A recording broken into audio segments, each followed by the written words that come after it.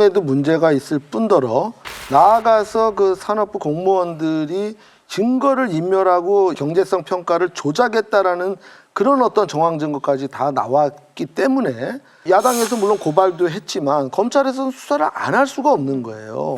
검찰에서 뭐 정부의 원전 정책 자체를 수사하는 게 아닙니다. 거기에 관련된 공무원들이 비리를 수사하는 거예요. 게다가 이번 사건 같은 경우에는 최재형 감사원장이 고발은 안 했지만 사실상 그 수사 참고 자료라고 해서 고발장보다 더한 어떤 증거 설명이라든가 수사 의견까지 다 달아갖고 거의 검찰이 할 게 없을 정도로 완벽하게 수사를 해서 갖다가 밥상을 차려갖고 준 사건이에요. 그럼 검찰에서는 이걸 받아놓는데 수사를 안 한다? 그럼 말이 안 되는 거예요. 근데 그거를 갖고 정부 여당을 뭐 전복시키기 위해서 뭐 검찰총장이 정치행위를 한다라는 자체는 그 검찰에서 그럼 정부 여당 쪽은 아예 수사하지 말라는 거죠. 결국 그 말은. 특히 저는 이 과정에서 굉장히 놀라운 것 중에 하나가 산자부 장관이 공무원이 이 월성 1호기가 아직도 더 돌릴 수 있다라고 얘기하니까 백운규 전 산업부 장관이 2018년 월성 원전 1호기 한시적 가동 필요성을 보고한 산업부 담당 과장에게 너 죽을래? 라고 하면서 부분에 관해서는 뭐 당사자들이 진술이 좀 엇갈리고 있는 부분입니다.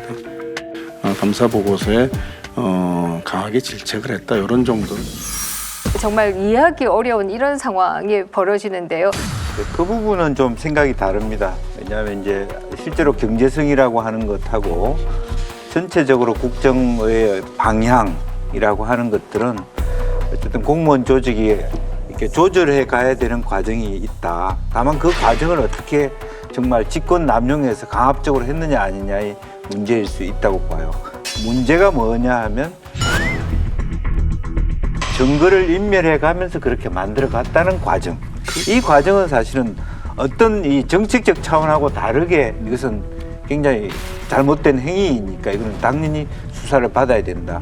지금 이제 우리 여당과 현재 공무원들이 생각해야 될 것이 국민한테 물어보면 눈높이가 박근혜 전 대통령의 탄핵 수준에 와 있는 거예요. 말하자면 직권 남용 그런 부분들이 있는 그 기준이 그대로 있는 거잖아요. 그 기준으로 봤을 때 이 정부에서 하는 일도 그런 기준으로 맞춰가기를 바라야 되는데 실제로 지금 보여지는 행태는 그때는 맞고 지금은 틀리다 이렇게 보여지니까 비판의 대상이 된다.